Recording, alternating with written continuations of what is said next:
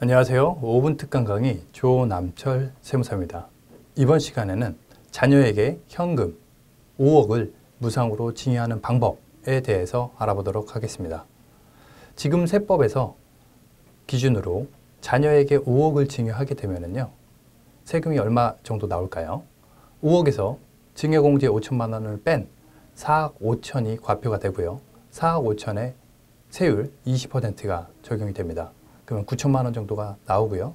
누진공제 1천만 원을 빼게 되면 한 8천만 원 정도의 증여세를 납부를 해야 됩니다. 하지만 창업자금 증여 특례를 활용하게 되면은 5억을 받는데 세금이 하나도 발생이 되지 않는다는 부분이 있기 때문에 이 점 확인해 보도록 하겠습니다.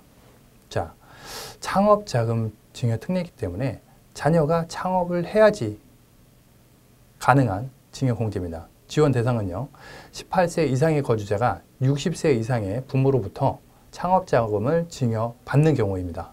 이거는 아버지와 동종 업종을 영위해도 가능한 부분이 있지만 창업으로 인정을 받아야지 감면을 받을 수가 있습니다. 그리고 토지, 건물 등 양도세 과세 대상이 되는 자산을 받게 되면 안 되고요. 왜냐하면 아버지의 양도 자산을 증여할 수도 있는 거잖아요. 그러면은 양도세와 증여세 중에서 하나의 세금이 없어지는 거기 때문에 이거는 국세청에서 장려를 하고 있지는 않고요. 현금 또는 상장 주식의 소액 주식을 증여받는 경우에 해당이 됩니다. 결국은 아버지한테 현금 받아서 사업에 쓰라는 거죠. 경제 활성에 이바지하라는 거죠. 그러면은 세금을 면제를 해주겠다는 거죠.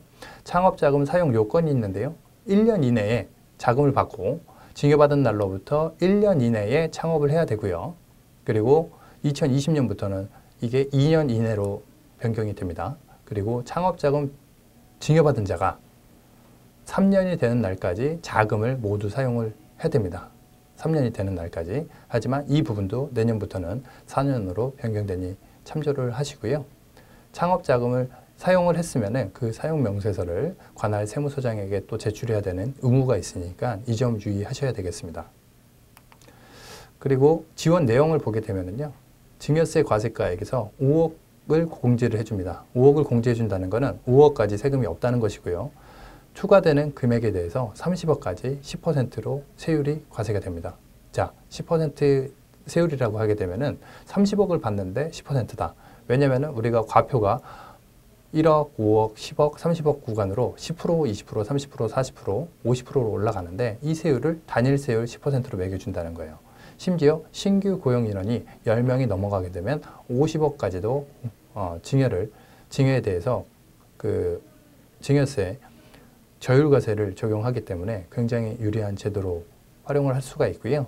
사후관리 자체는 아까 말씀드린 대로 1년 내 창업, 3년 내 창업자금의 미사용, 그 다음에 마지막으로 10년 내에 용도 외에 사용을 하거나 수증자가 사망하거나 폐업을 하게 되면은 이 기존에 받았던 증여세 감면에 대한 부분, 저율과세로 세금을 덜 냈던 부분에 대해서 추징이 될 수 있습니다.